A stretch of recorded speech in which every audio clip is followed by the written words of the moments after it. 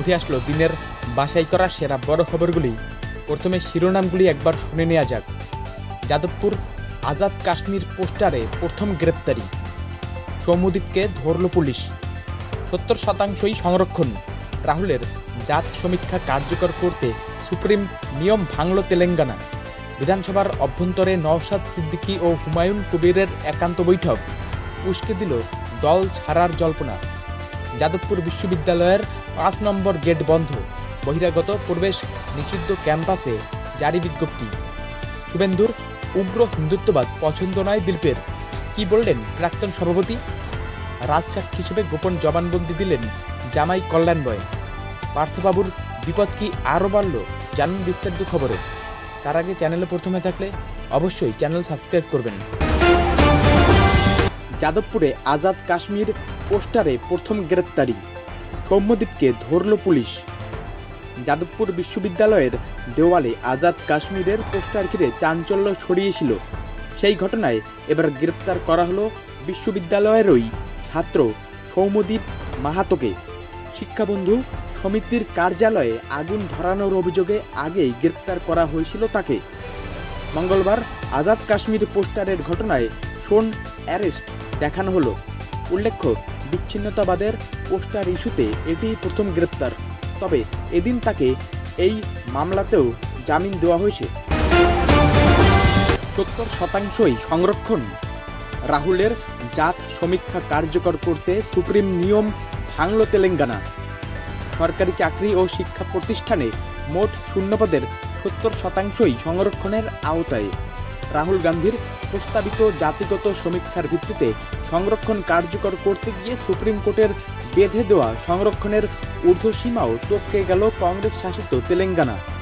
মঙ্গলবার নতুন করে অনগ্রসর জাতির জন্য সংরক্ষণ বাড়িয়ে 42% করার সিদ্ধান্ত নিয়েছে রেবন্ত রেড্ডির সরকার। কংগ্রেস নেতা রাহুল গান্ধী দীর্ঘদিন ধরে দেশজুড়ে জাতিগত জনগণনার দাবি জানিয়ে আসছেন। রাহুল সরব হওয়ার আগেই অবশ্য বিহারে জাতিগত জনগণনা করান নীতিশ কুমার। পরে কর্ণাটকেও জাত সমীক্ষা করানো হয়।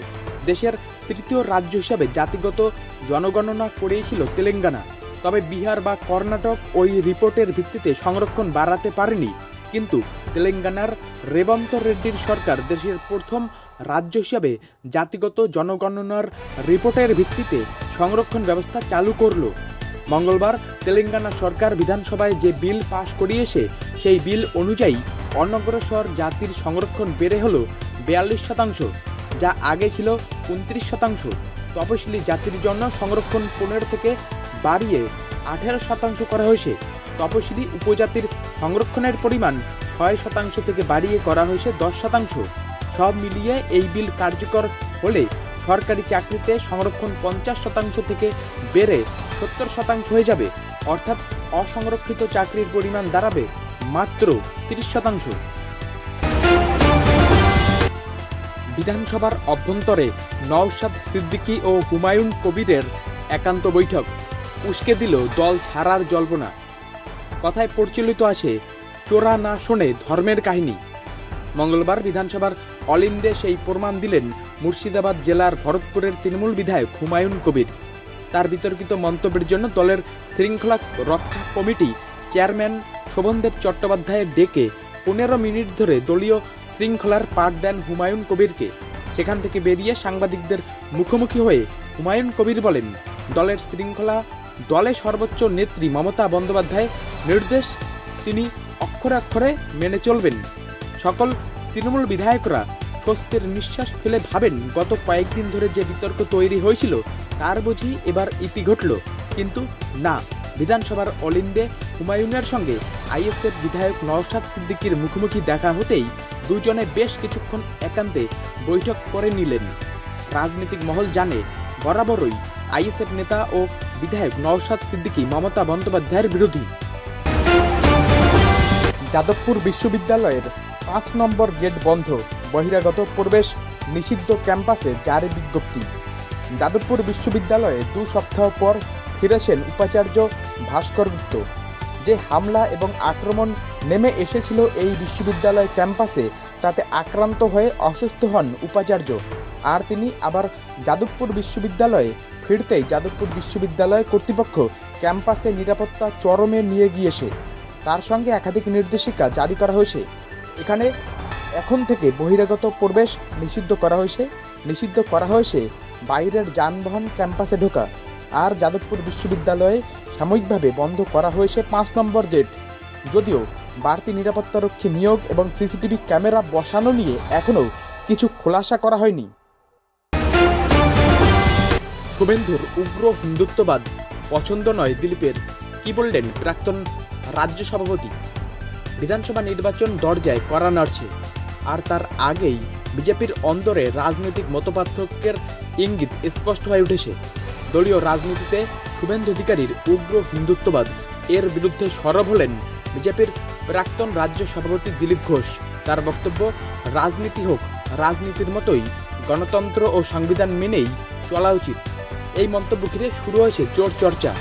সম্প্রতি একের পর এক বিতর্কিত মন্তব্য করে রাজনৈতিক মহলে আলোড়ন ফেলেছেন শুভেন্দু অধিকারী।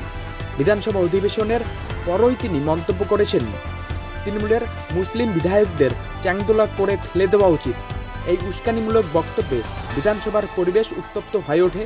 এমনকি মুখ্যমন্ত্রী মমতা বন্দ্যোপাধ্যায়ও পাল্টা প্রতিক্রিয়া জানান। এই পরিস্থিতিতে বিজেপির প্রাক্তন রাজ্য সভাপতি দিলীপ ঘোষ সোজাসাপটা মন্তব্য করে বলেন, ধর্মের ভিত্তিতে রাজনীতি কাম্য নয়, রাজনীতি গণতন্ত্র ও সংবিধান মেনে হওয়া উচিত।